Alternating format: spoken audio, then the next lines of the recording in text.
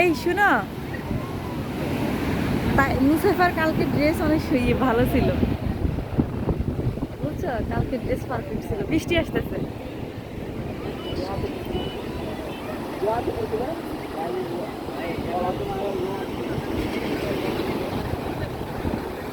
বৃষ্টি পড়ে, ইয়াটা আনি নেই, ক্যাপটা আনি নেই।